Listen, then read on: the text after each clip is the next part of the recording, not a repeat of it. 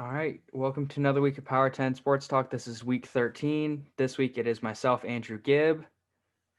Erin Pulsey. John Sacco, as usual. Brady Gibb. And remember to follow us on Twitter at Power 10 Sports, on Twitch at Power 10 Sports, and on YouTube at Power 10 Sports. Usually, if you can't find us there, it is on the Twitter page. We really appreciate everything that you guys do with the likes, the comments, the views. It helps us know that we're doing a good job. And let's get started with all this. First of all, before you even get into the rankings, before we get into any big news, did anyone else see those University of South Florida jerseys last night? The highlighters.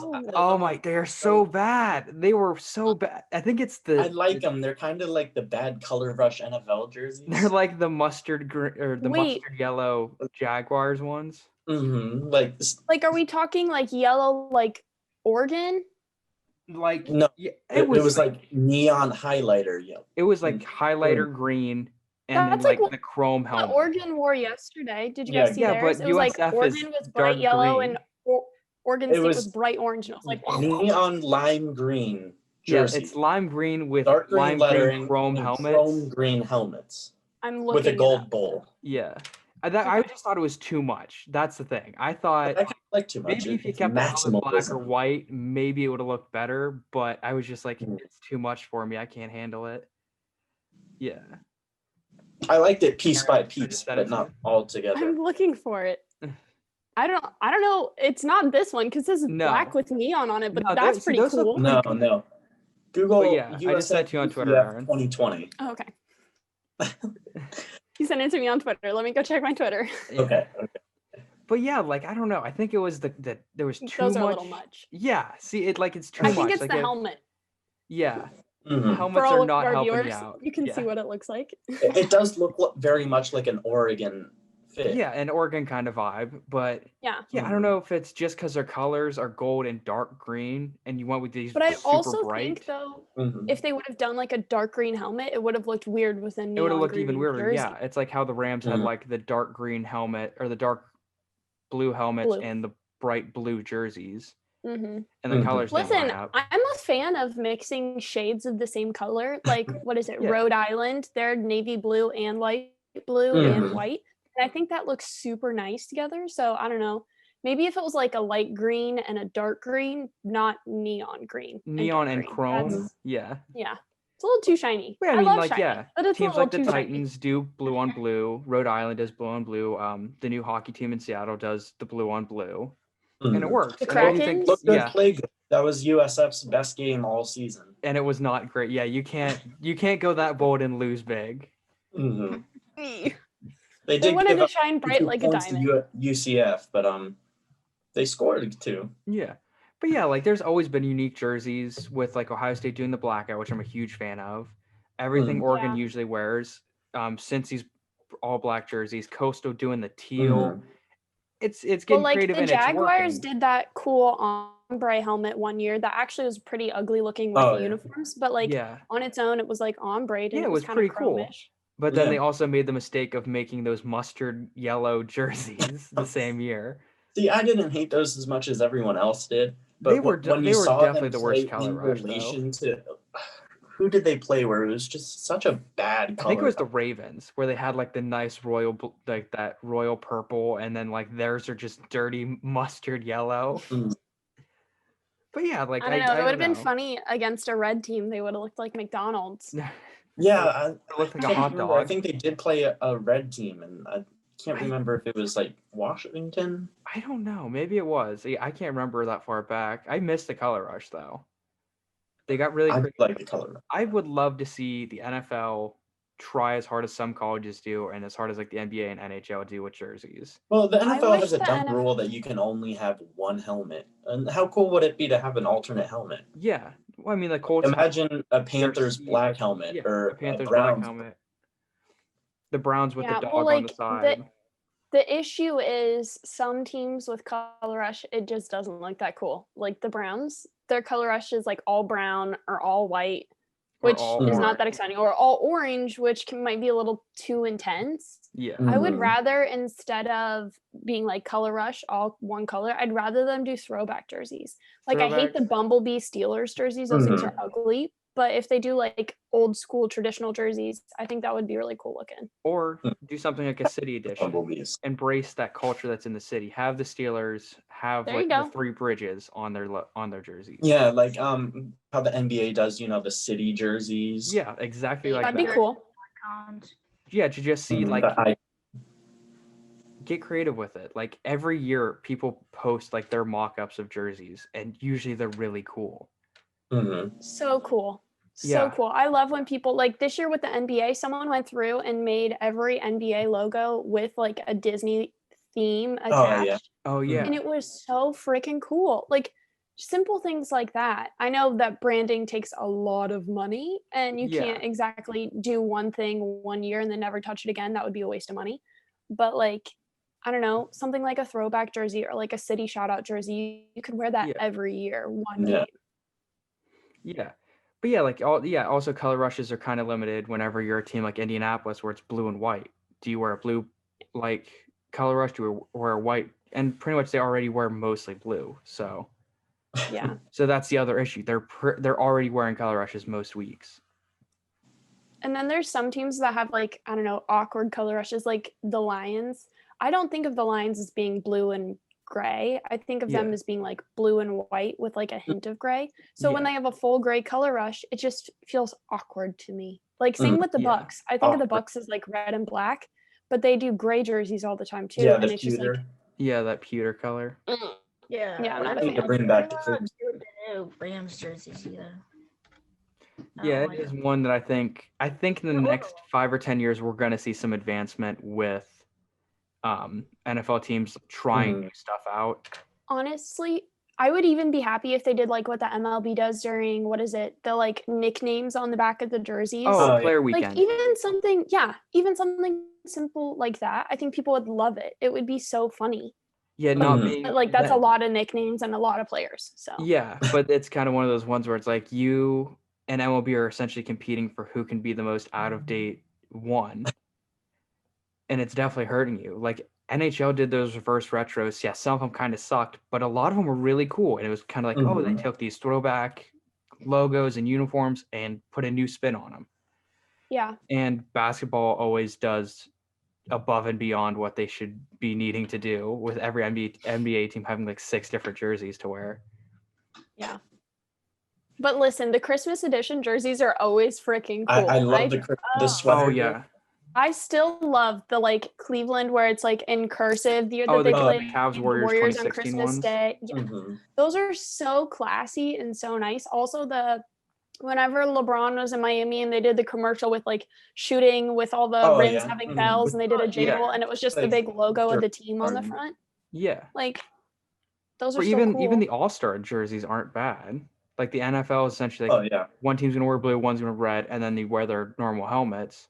But that's similar to the NBA because they do color jersey, but they have their own team. They still have their team on it, yeah. And I do think like that, that's maybe an issue for All-Star games. So, but yeah, all right. So enough about off the fashion talk into sports.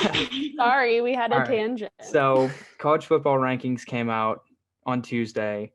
I have a few comments I'd like to make if anyone wants to interject. We'd go around and say who was our biggest surprise. Right now, I think the big surprise for me is, as much as I hate them, BYU being as low as they are.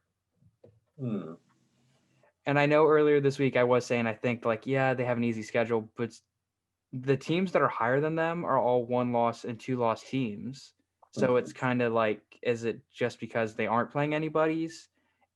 I don't know the reason behind it. So yeah, BYU is definitely my surprise for how low they are. I got UNC because they played a tough game against Notre Dame. They're not going to be ranked next week. I wouldn't be surprised if they are. If they stay at that 25. I mean, that's a loss to the number 2 team. A very close question. loss. We're talking like University of South Carolina, right? Not USC No, Trojans. UNC. Oh, UNC. I was like USC. Oh, okay, cool. I was like, I don't really know much about them. Yeah. They're on the other side of the country. Yeah, UNC definitely is one that I think might be a little too high. But with the loss yesterday, I don't think they'll stay. So Erin, they've is been there any? overrated all season. So, I don't know. I agree. Like, I think BYU is really underranked for being undefeated and everything. But I don't know. I don't like that Ohio State was ranked below Clemson. Clemson. That's See, annoying. I can see that. Like, Yeah, they haven't played a lot of games. Yeah, I like don't I mind, get it, but I but at least Clemson also has a understand loss. the reasoning. Yeah. I can see them staying ranked, but I get why they're at 4. I can push for them to want to be at a 3, but I get it. They haven't played as many games. But like the argument that they used was that Clemson has had tougher competition. So you're saying like a loss to a good team is better than winning an undefeated schedule and season that you Yeah. already have. Like Ohio State can't control their schedule, especially this year Mhm. because the Big Ten made it up. So I like think that's been the they precedent, though, where Yeah. they Essentially, an look a undefeated lot at. season isn't I as mean, that's big why as. BYU is so low. It seems like strength of schedule is really.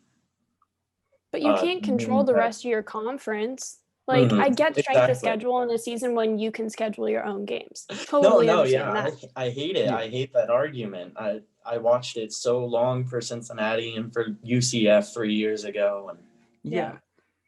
because these schedules are set 4 or 5 years in advance. Yeah. So They already have you OSU go planned out out through there 24. and you're I think undefeated, through like say 30. UCF in 2016, and you say, well, we want to play some big boys. Hey, Florida, when's the next open game on your schedule? Oh, I think we got something in 20 and 2023. 33.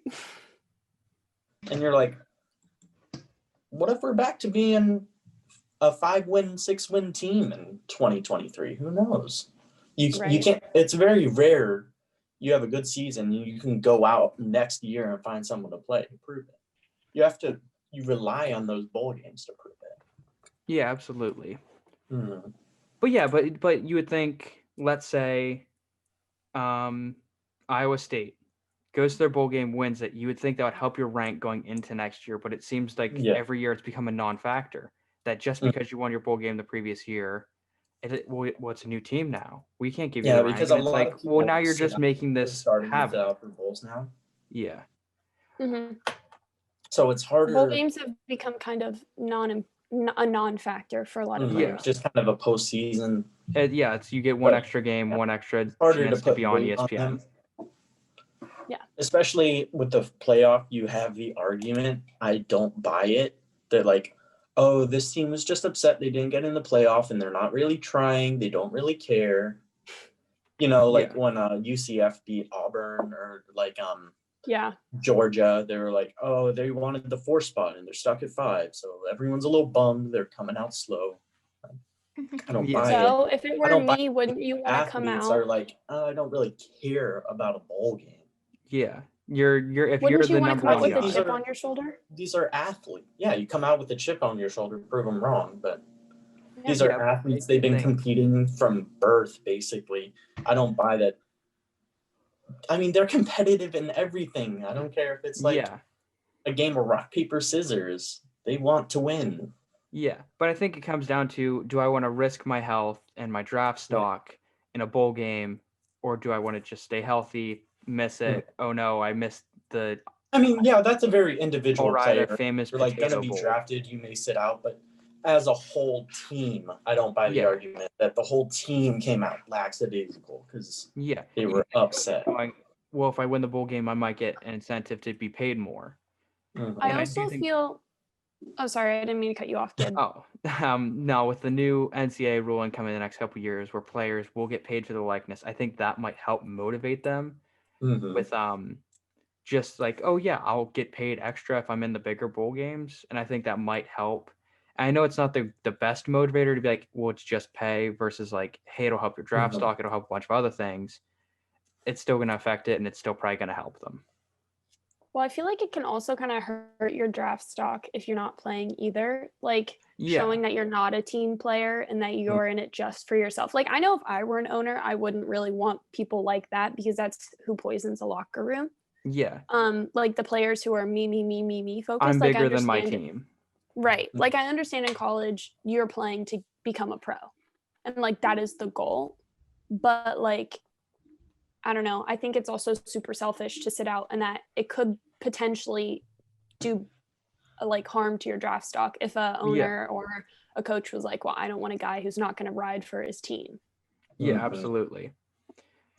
All right, so back to back on topic. Back to the rankings. BYU is definitely one I texted you straight about. I the more I think about it, but I think they are a top 10 team regardless. They're 9-0, dominating. You're undefeated, and the teams that are above you definitely that you're having. You don't really have any close wins. They've all been. Yeah, you have Iowa State and Oklahoma who have 2 losses. Georgia who has 2 losses. Like there should be no 2-loss team ahead of them. Not one. Yeah.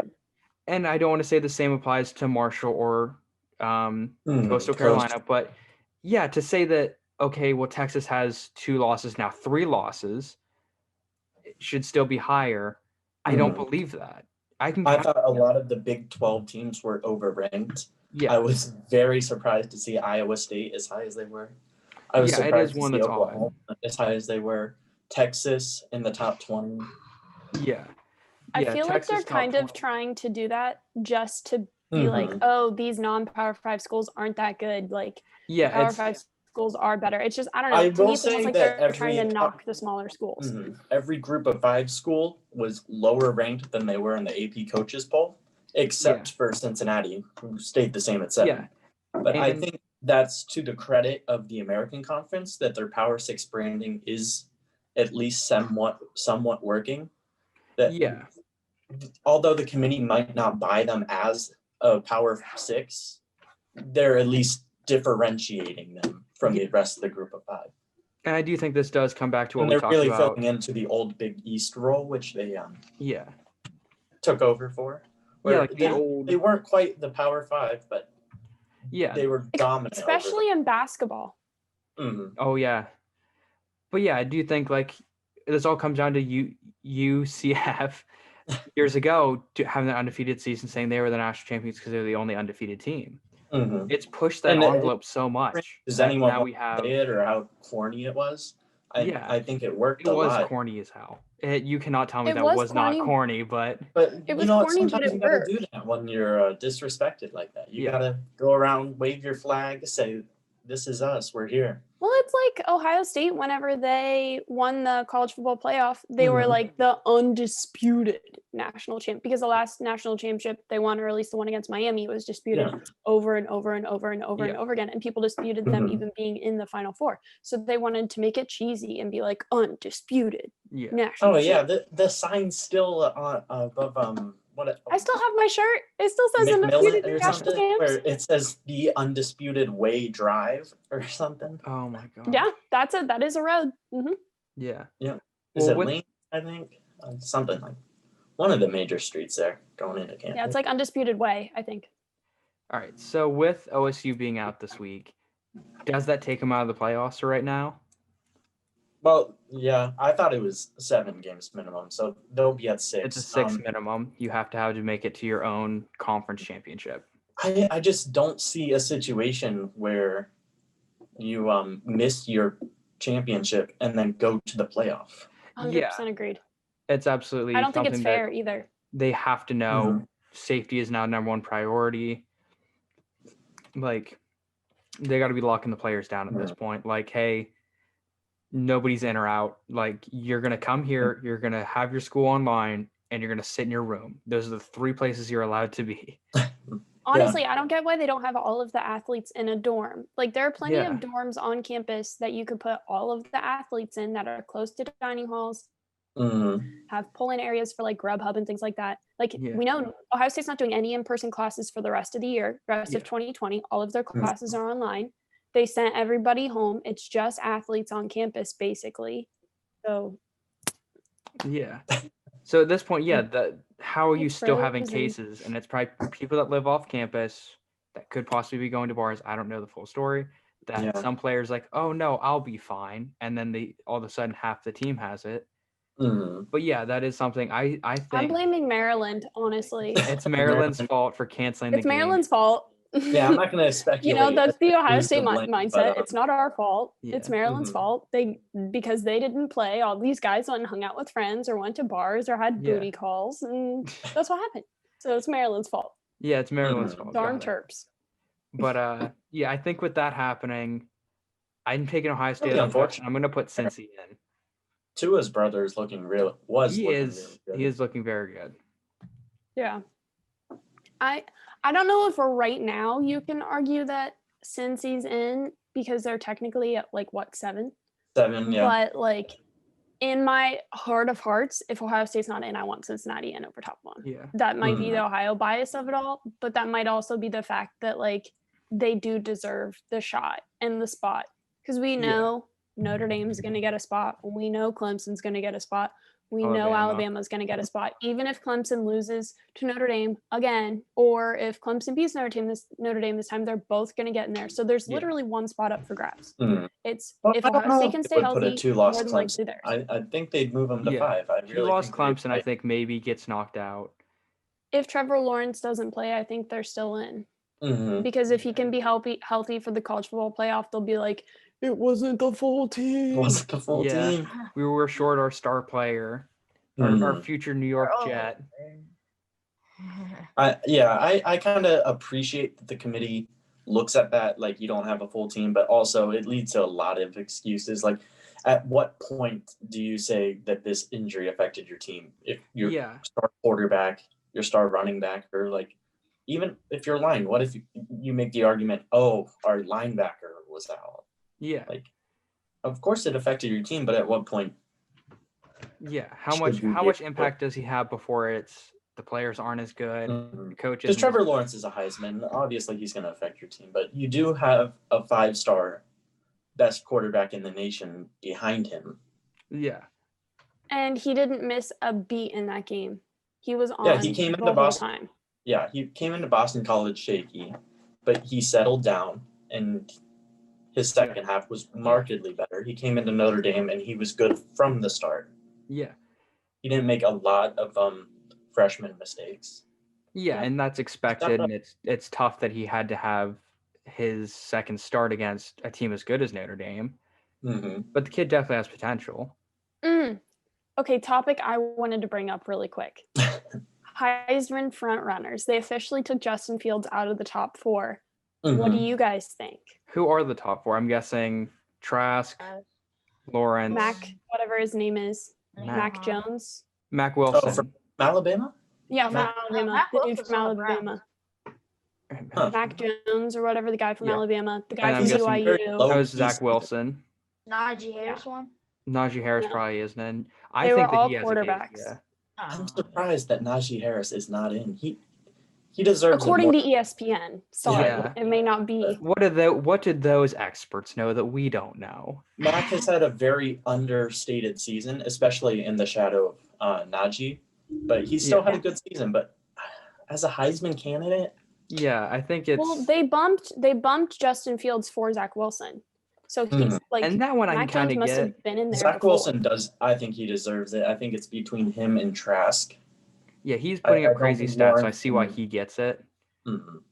Lawrence has missed 3 games between COVID and Florida State canceling for COVID. Yeah. Also, fuck Dabo Swinney.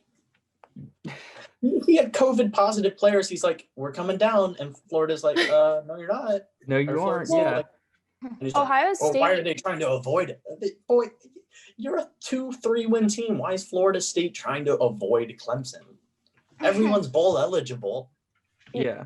True. Well, I'm pretty sure the Big Ten rule is like you can have positive people on your team, but there's a certain number that when it hits you have to have a certain amount of scholarship players.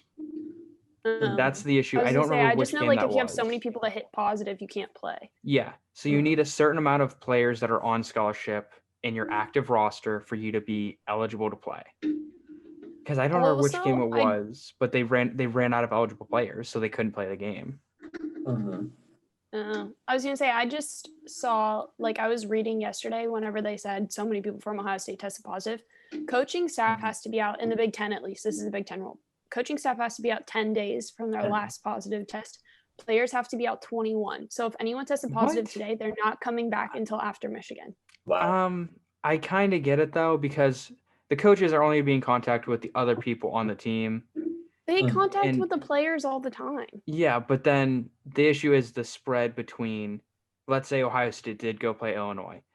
They then give it to Illinois players, who then give it to other team, and then all of a sudden the whole Big Ten has to shut down again. Well, yeah, no, I'm not saying that, but I don't know why it's 21 days. Like Yeah, they tell it us is to odd that it's quarantine for 21. 14 all the time. Yeah. Why are they adding 7 extra days? An extra, yeah, it is odd. It definitely. That's the part that I find weird. And why is it an extra, like, what is it? An extra 11 days longer between players and coaches? Yeah. Yeah. Like keep it all uniform, all at 14. Yeah. I don't know. I'm just annoyed because if people have to be out for the Michigan game, it's just gonna really irritate me. I mean, it is Michigan. They're not looking too good, so I'm not as worried this year about it. I want us to stop playing them well. All right. The other big news from this week is there will be the first woman playing in a Power 5 game. Sarah Fuller, former goalie for Vanderbilt turned place kicker. I'm kind of excited. I want to see her make some big kicks and like. I would love to see her come in, maybe even hit a game winner. Who knows? Oh yeah. I would love to see her tackle somebody. That is ideal. Is that she has to tackle somebody and she lays or like them out. shove somebody out of bounds or something. If she does kickoff duty, yeah. The Pat McAfee where like you're not gonna actually tackle him, you're just gonna hit him hard enough to knock him out of bounds. Yeah, like any of that, I'd be fine for. Listen, I know I've always wanted to play football, but like that would be scary. She's like, not a small girl. 200-pound men running right at you. She was a goalie for a Division I soccer team. She's fairly big. Like she definitely outsizes me. But so honestly, a kicker is a good position, but I really think a female could play a running back position. It's not hard. Running backs aren't big. There's male running backs like Darren Sproles in the NFL or Myles Gaskin. They're 5'10", maybe 200 pounds. Yeah. There are a lot of women who fit that. Or a cornerback or a safety where I think you're not going to be taking as many big hits. And I'm not saying women are softer, but there definitely would be some issue with women being tackled for the first couple seasons. They'd be like, well, you hit a girl on the field. And it's like, well, yeah, it's football. Have you ever seen, there's a professional lingerie football league. Like women play full on tackle football in pads and just like a swimsuit, I think. WWE, I think it was the same. Yeah, it was the people that own WWE. And they were like former rugby players. These women were freaking jacked. Like I would love to see those girls go out there and there's been some bouquet. Women in sports before. So there's this stigma around contact sports, but I mean there's like specifically women's rugby, women's roller derby, women's soccer is performing on the highest stage, and it's not the same as football, but that's still a very and it can be a violent sport. Remember that it's probably like 10 years ago or something. It was like a BYU women's soccer game. She grabs her by the ponytail. She like. Yep.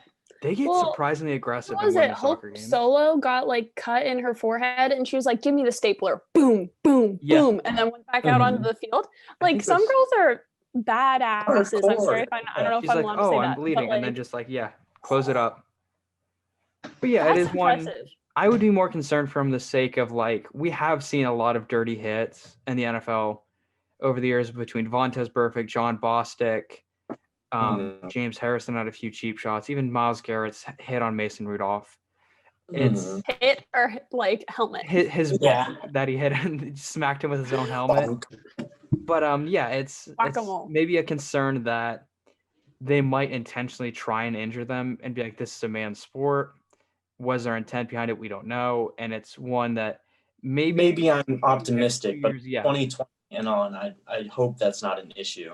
I was about to say, if that dude is in the NFL, I will There never are plenty of dudes in the NFL that have done plenty of illegal stuff that are I'm sure. just fine. But the NFL, college football, they're trying to make the game safer for everyone. So Erin, were you about to say there's nobody in the NFL that's hit a woman? Because that's not true. No, I'm gonna say no.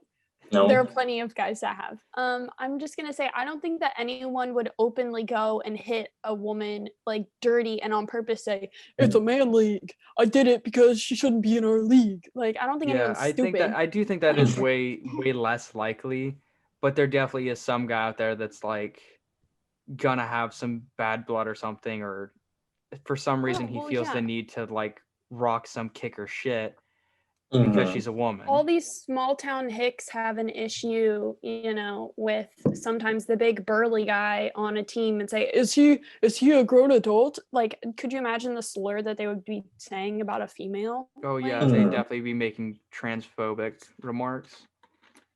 Yeah. That she is actually a man. Yeah. I think the players are a lot more accepting of it than the fans. I do think, especially with the clips from Vanderbilt, they were all hyped up to have her on the team. We accept you. Come help us win. And who knows, maybe it'll push the envelope and we'll see more women in other positions. Maybe, I think safety and corner is probably the next position to get filled by a woman. I don't think we'll ever see a woman offensive lineman. I doubt it. I would doubt that one a bit. I honestly think a woman quarterback would be next because women are mature and, not to be rude, but like mature and are more social and things like that, younger. So like in high school and things like that, it wouldn't surprise me.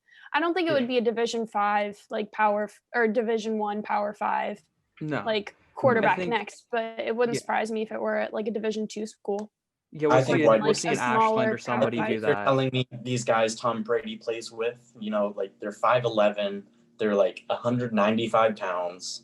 They're from D3 Montana State University. Yeah. You tell me a woman can't do that? Run a slant yard? Tom Brady's number one receiver for years was a quarterback from Kent State that they turned into a wide receiver. So anything. No, granted, Julian Edelman is ripped now. Oh yeah, absolutely. He came into the league. That man was a twink. I love that. Wow, dang, that one got good. Go on, let's take our picks. All right. Well, we got a couple more things in the news. Brady's keeping us on track here. Thank you, Brady. Wisconsin's now bowl ineligible. They have to have played 6 games in the Big Ten to make it. That kind of sucks for them. I really had high hopes for them. Ohio State's now the next team on that bubble. Hopefully they don't have to have the same issue, but it hurts Wisconsin's rank, but I do think they still have a decent bowl game. How insane is it that we may have a Northwestern Indiana Big Ten champion? The possibility of those two teams being it. It's always been Ohio State in there, and if it hasn't been Ohio State, it's been Michigan State It's been Ohio State, Penn State, Michigan State, like in that order. The last time I think someone from the East didn't win was like early 2010s, if not 2000s. Probably when Russell Wilson was playing for Wisconsin. Yeah. But Indiana hasn't been in since the 90s. Yeah. And Northwestern hasn't been in for. No, they were in whenever I was in school because I went to that game. That was Ohio State versus Northwestern. Was it? Yeah, it was. I think our sophomore year of college. Yeah, it was. I don't remember because I went to that one, and I was like, "You're right. Who are these people?" I was like, since when are they good at football? I've always loved Northwestern. I feel like they're the forgotten Big Ten team. Yeah. They don't really make sense within the context of the Big Ten, where you have a lot of big state land grant schools, and then you have this small, prestigious university in Chicago in the city. Yeah. They're the really smart, nerdy school to balance us out. They're the GPA boost that makes up for. They were the original Rutgers. Exactly. And now we also have Rutgers. Yeah, and I always love when they do well because it's just they deserve it. Yeah, everyone roots for a underdog in a small school, so I wouldn't be mad if they won. If Ohio State kind of the Vanderbilt of the Big Ten. All right, one more piece of news, and then we'll get into the picks. Nick Saban out this week with COVID, along with Ohio State, who at the time it was just Day. This is the second time Saban has it this season. Yeah, this time I think it's actually much worse. He said he's symptomatic. Yeah, he did. I did see something on Game Day today. He did not look great, but hoping that everything goes well, he's able to come back. But yeah, that's the only other bit of news. We'll get right into the picks. At the 1:00 games, we got Kentucky at Florida. Trask is taking over those Heisman talks. Realistically, I think he'll be the first guy from Florida to get it since Timmy Tebow. This game is definitely going to allow Florida to shine. Kentucky has not had a great run against ranked opponents, getting outscored by Alabama by 60. I think Florida's going to put up similar numbers. I'm going to take the Gators to win the Gator Chomp. Gator Chomp. I have Florida too. I think they're going to win it easy. I don't really think they're going to put up 60 or win by 60, but I definitely don't think it's going to be a close game. Yeah. I'm also going Florida here. Trask continues to be on fire, and Kentucky continues to be rolled over by the premier SEC teams. I'm going to go with Florida. I think that all the games that they've won, they score big, and they don't seem to want to stop. So I think they're going to win. Yeah. All right, so Florida across the board. Next up, we got Maryland to Indiana. On offense, these teams look almost identical. Tua's brother, I never know how to say his last name. Tagovailoa. Tagovailoa.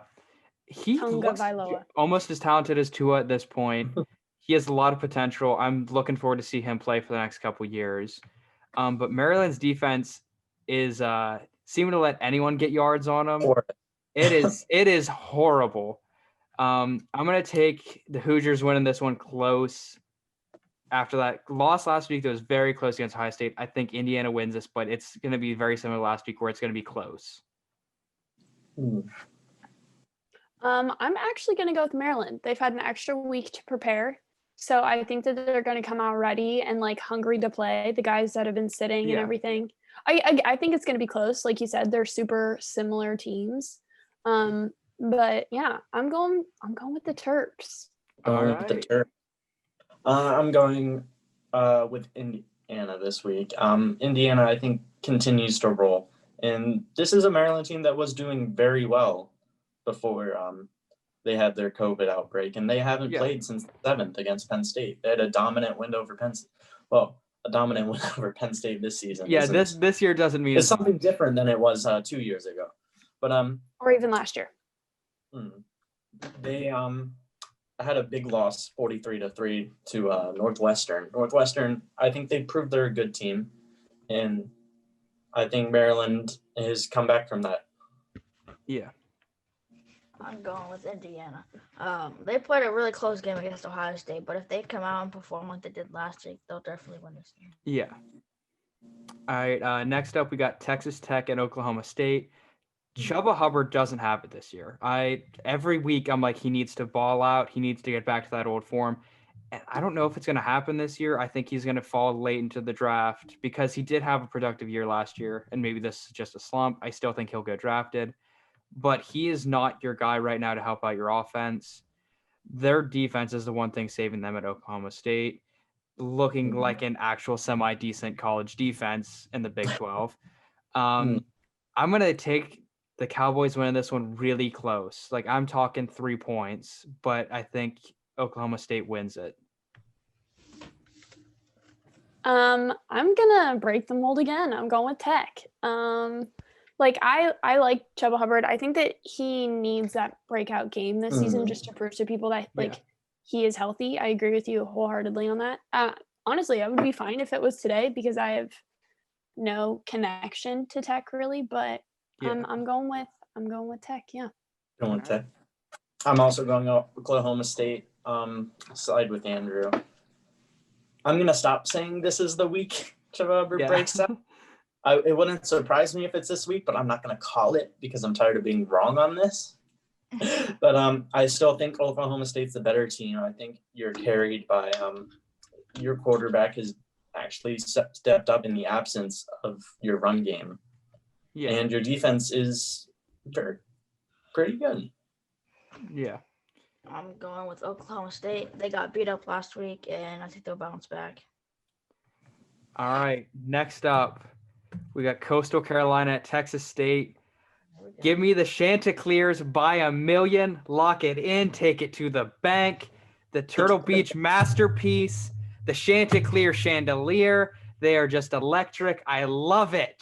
Every week I watch that game and I'm like, oh man, this is always going to be a good game. They go big. And I think this week it continues on. Give me the Chanticleers winning this one big.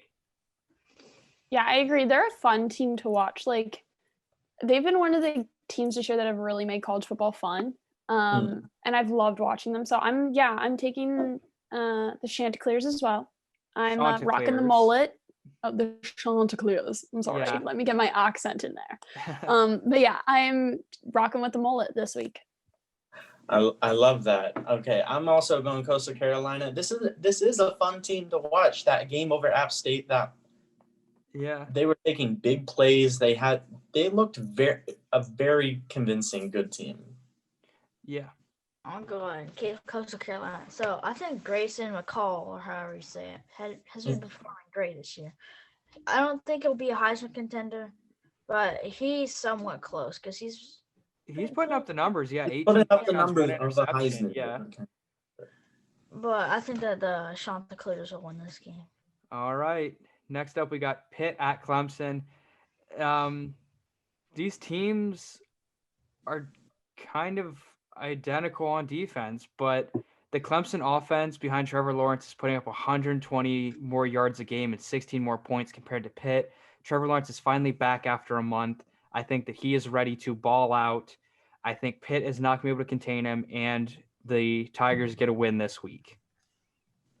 I 100% agree. This could be his Heisman game, his first game back, proving to people that, he isn't missing a step. I'm going with Clemson. I do think that Pitt's defense will be gritty, and if there's some cobwebs or some dust to shake off for Trevor Lawrence, they're definitely going to take advantage of it.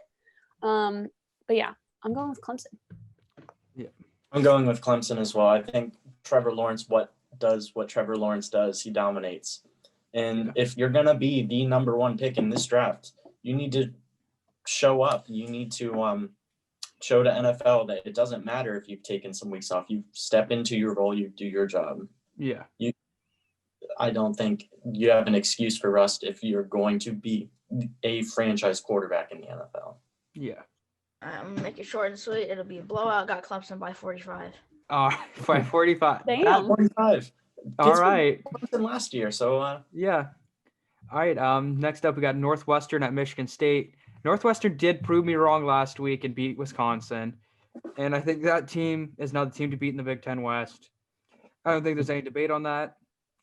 Wisconsin being ineligible for the Big Ten championship, I think that gives you that chip on your shoulder at Northwestern. We're the team. We got to get these wins. Everyone's looking at us now. And I think this week is definitely going to give them that extra confidence boost with a win over Michigan State. Michigan State is one of those teams in the Big Ten that just looks lost this year, along with Michigan, Minnesota, Illinois, Rutgers. They don't know who they are. They've kind of lost their identity this year. But I'm going to take Northwestern winning this one. Go Wildcats. Yeah, I'm going with Northwestern too. I agree. Michigan State just really isn't there this year. The only thing that I think might be an issue is the fact that now that Northwestern knows that they're basically the lock for the Big Ten West, is they might take their foot off the gas. Yeah. But as I've said before, I love their coaching staff, and I don't think their coaching staff will let them do that. I think they'll hold them to a caliber that they've been playing at all season. But yeah, Northwestern, easy. Yeah. I'm going Northwestern. This is a Michigan State team that has yet to establish an identity under Mel Tucker, at least under Mark D'Antonio the last few years. They weren't good. They weren't where they were supposed to be, which is why they let him go. But you looked at those teams and you still said this is a Michigan State team. I understand their identity. They're just yet to establish. And until they do, I think this is where they'll be among the Big Ten power rankings. Yeah, I'm gonna go with Northwestern. I think they played some pretty good defense against Brett Mertz. Brett Mertz, I hate to say it, but I think he should be a Heisman contender. He plays great football. They get decent wins, but I'm gonna go with Northwestern. I think Brett Mertz. Next up, we got LSU at Texas A&M. LSU has 100%, same as Michigan, same as Minnesota. They've lost their identity this year. It may be because they've lost every single starter they had last year. Maybe Coach O is having an off year, but it seems like he can't get any traction going this year.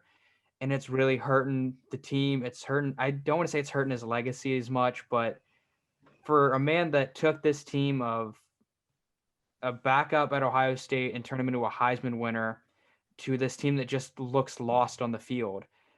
It's tough for me to pick them, and I don't think I will. I'm going to take the Aggies capitalizing on that loss of identity and that inability to gain momentum on LSU's half.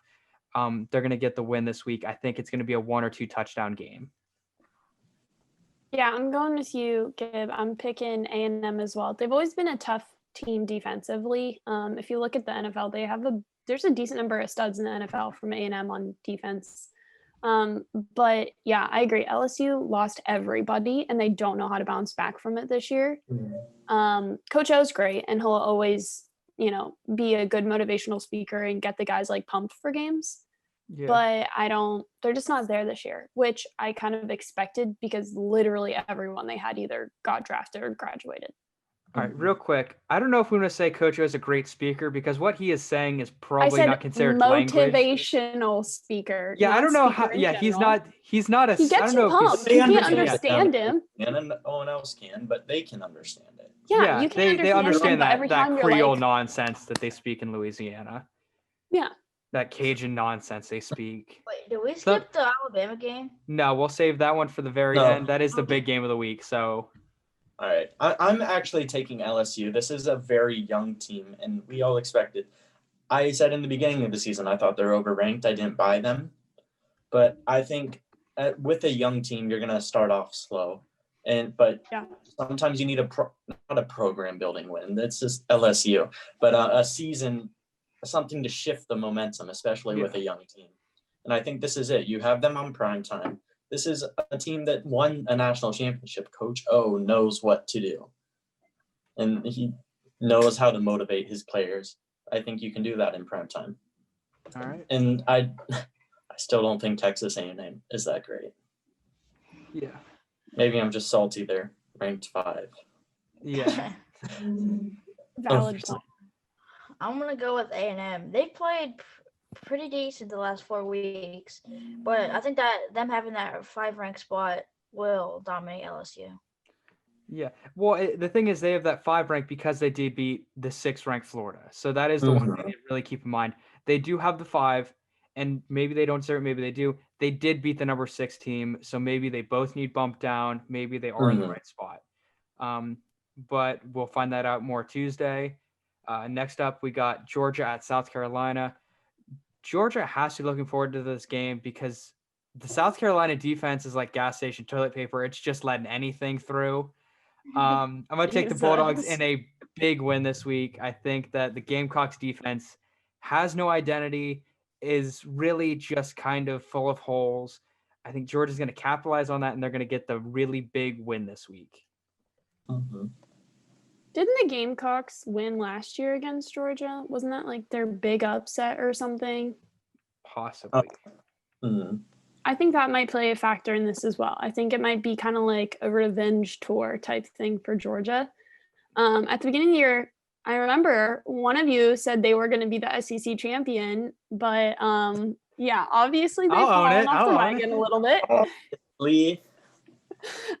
They've fallen off the wagon a little bit, but they're still a tough team, and the Gamecocks are just kind of this season. So yeah, I'm definitely going with Georgia. I'm also going with Georgia. South Carolina just fired their coach. They're going to be looking for a new one, and they have been middling since the days of Steve Spurrier.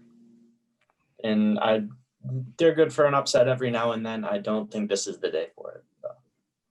Yeah, I'm going to ride the train of the 89% Georgia win. All right, and the last game, we got the Iron Bowl tonight. Auburn at Alabama. This is going to be my big upset of the week. Alabama does not have Nick Saban, and I think he is the difference maker for that team. Yes, every year they put out NFL caliber players every year, but I think he is the glue that keeps them together and makes them such a good team. I think that Auburn knows this, and they're going to have to just, if you can shut down Najee Harris, you've shut down the 2 things that make Alabama the number 1 team. So I think that they have Najee Harris in the crosshairs, and that's going to be the guy they're going to be looking out for all game. And I think Auburn's going to win it close. I don't think we're going to see a kick 6 like we did years ago, but it's going to be close. But I'm going to take Auburn winning this one. Go Tigers. God, I want Auburn to win. I would love it if they upset Alabama. But I don't think Bo Nix just really hasn't been there this season. And I'm kind of disappointed about that because I was really rooting for the kid. But I think he's kind of overhyped simply because he was a freshman in the SEC and they think that's like amazing. But I digress. Yeah, I'm going with Alabama. I think that Nick Saban's good. He's great and all, but like he surrounds himself with great people and he has a great staff, and I think they're going to be fine. And I feel like they honestly won't skip a beat. They'll probably FaceTime Nick Saban in at halftime to pump the guys up anyway. So, like, is he really missing? No, not at all. No one's ever really gone. Exactly. Okay, so I'm going Alabama too. Alabama has looked dominant, and especially against an Auburn team that is average run defense, 10th best in the SEC. You're going up against who should be, I'm surprised is not, a Heisman frontrunner. He leads the nation in rushing touchdowns. So yeah, and I don't. If you don't stop him, you cannot win. And I haven't seen from this Auburn defense where they can't stop him. All right, I'm gonna go with Auburn. I think not Alabama not having Nick Saban will really affect the way they play. Like, I mean, I know that Najee Harris is probably gonna score a couple touchdowns, but I think that the defense will eventually get it. That all they're gonna do is just run it up and through. So, I'm going Auburn. All right. Last couple of things here. The games yesterday, Iowa State upsets Texas. I think that takes them out of the rankings. Iowa beat their rank and beat Nebraska. Notre Dame beat UNC. That kind of helps them. That was an impressive win. They were tied going into the half, and Notre Dame ran away with it. Yeah. Second half. But yeah, I think he sees that, and I think that was their last real challenge ahead of the championship. Yeah. And I have been dogging on Notre Dame all year, but they just keep proving themselves, and there's not much else you can say at this point. Like, the two biggest Notre Dame haters both think Notre Dame is actually the real deal right now. Yeah, like honestly, they've been playing really well, and they've been a team that's made some great like halftime adjustments. Ian Book looks super confident. I'm not a Notre Dame fan. I don't like them, but yeah, they're locked. They're in the college football playoff, period. Even if they lose like to Clemson in the ACC championship, they're in. Doesn't matter. Yeah, I think if they each get a win, like Sacco said last week, you're going to want a tiebreaker at some point. Oh, 100%. Yeah, and then especially because Clemson saying one of those games didn't count. Yeah. But yeah, the last game last night, Oregon State upsetting Oregon.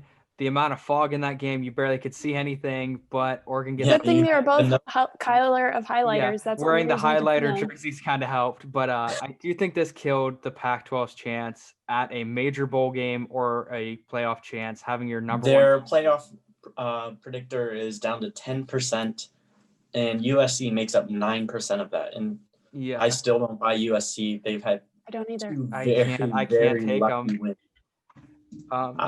USC is not a playoff pick for me, and I don't think they're a playoff pick for anybody. Chance of getting there. I think that they may still get like a decent bowl game. Yeah, they may possibly. A one-loss Oregon is still a very good team. That doesn't eliminate you, but depending how more games cancel, the Pac-12 hasn't had the problem with cancellation that maybe the Big Ten. They kind of have, though. Like, Arizona State hasn't played a game since their first game of the season. Like, they've had 2 games canceled back to back. Like, it's not their premier schools. You know what I mean? Yeah. Mm-hmm. Yeah. Couple more sports news things. University of South Carolina women's basketball wins 119-38. Erin informs me that that's kind of normal, but she also said it was UConn doing it, and UConn was the exception in women's basketball for years. This was the 4th highest margin of victory in college women's basketball. And I looked at the stats. In 2 quarters, Charleston combined for 15 points. And that's just insane. That there's a big talent divide in women's college basketball. Yeah. And unfortunately, programs like South Carolina get overlooked for UConn. But that South Carolina program has been number 2. They've been stepping. They're on the up and up. Yeah. Mm-hmm. Teams like South Carolina, like Notre Dame, that's comprised the top 3 to 5 for decades, just as long as UConn's been there. They're just as good. It very much went like Tennessee was the women's college basketball team that you wanted to go to. Like, didn't matter anywhere. And then whenever Pat Summitt got sick, UConn became the school you wanted to go to. The only team that could ever compete with UConn was Notre Dame once every 3 years. Like, honestly, that's basically what it was. And then recently throw in South Carolina, their national championship Mississippi team, State. Mississippi State, they've done really well. Like, it's become, Maryland's also been up there a lot, but like it's become a lot more even, the top teams, but the top teams are still way above everyone else. The gap between those top 10, 15 teams and everyone else is still way bigger than what you would see in men's college basketball, where your USC or your UNC, your Duke, your Kentucky, your Kansas, the gap between them and a Colgate, a Loyola, well, you saw it yesterday, a UMBC, Francisco. Yep. Also, there's a player at UMBC that is the same size as Brady. Yeah, at he's 5'2", isn't he? 5'2". Short. If he would make it to the pros, he would be the shortest man in NBA history. The closest one was Muggsy Bogues at 5'3". And that's just insane. Listen, that like I'm all for it. No. But I think the craziest part is that guy would be playing point guard at 5'2". Most guys that are in the point guard position are still a little bit bigger than me, and that's crazy that like he's having to match up against these guys and is winning off his amazing handles, he has an amazing 3-point game, and I think it is something going, I'm short, I'm not going to get the dunk, I'm probably not going to get the layup, better master the 3-point game.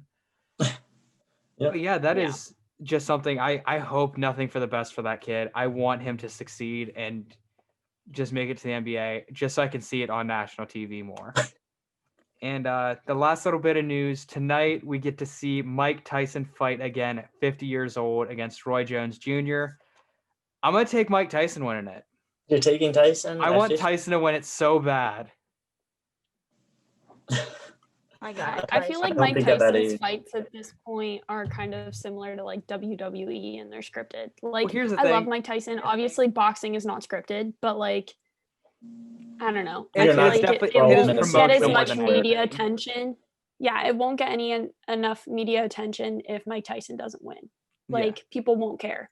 Like, I don't care about the other guy at all. Yeah. Well, Roy Jones Jr. also a very old guy, so it is kind of, you're seeing a fight that early 2000s would have been something everyone would have had on their TVs. But also we get to see Jake Paul fight some guy. I want to see him get knocked out more than anything. ASI? No, he's Nick Robinson. I don't know the guy's name. I just saw him in KSI transitioning to he's trying to become an actual boxer. Yeah, it's not going to happen. I know that he wants to do that because his acting career took a nosedive.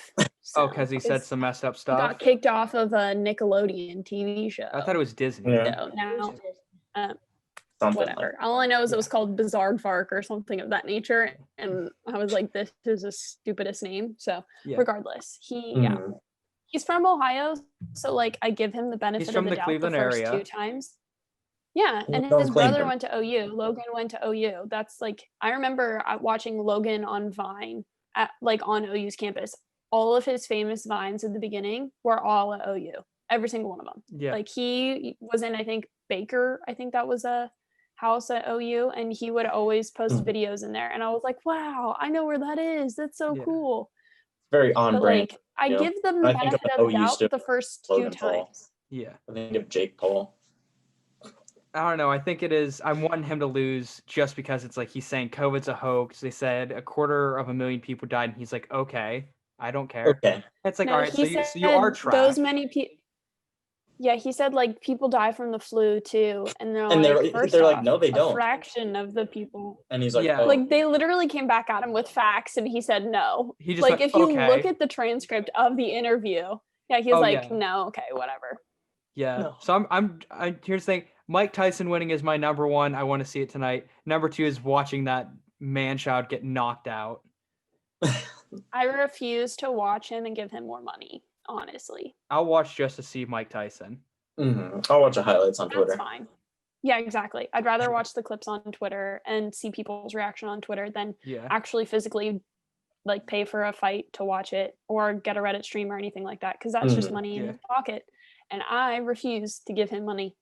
So don't watch him on YouTube either. Stand by your morals. Yep. That's the only way you get rid of these bad people. Yeah. Is if you stop giving them hate likes. That's how they thrive. He thrives off of hate views. Yeah. People like watching going, look, he's garbage. Like, we still gave him the view, which helps him get monetization. Which hopefully so moral of the story, people hate view stop us. watching stupid Maybe we people gotta find people who hate our show. Yeah, we need people to start hate viewing us, Erin. Say something really controversial. Ohio State should be unranked. Boys go to Jupiter to get more stupider. Yeah, Erin, you're a token woman. You might get a pass. The internet might give you a pass because you're a token girl. Oh, thank you. It's my role. Yeah. I know it. I think Alabama will lose out. Pull the Skip Bayless, Colin Coward method. You pull a hot take you don't believe. Yeah. So you can. So it'll go viral. I think the Ohio State Michigan game will be competitive this year.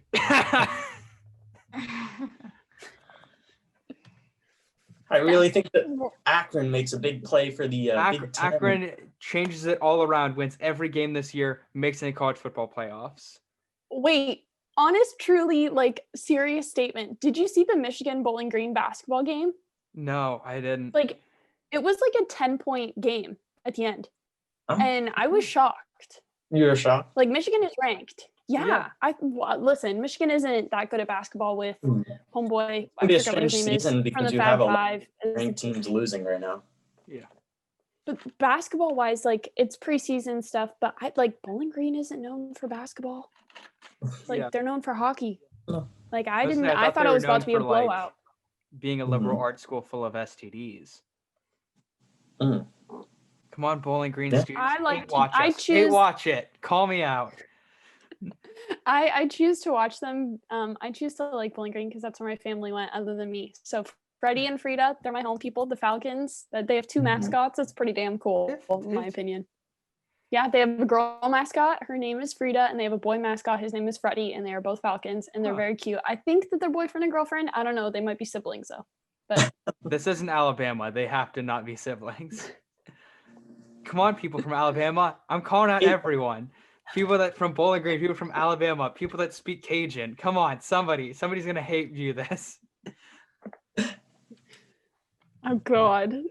Dislike us. We feed off the negativity. I feed off your hate.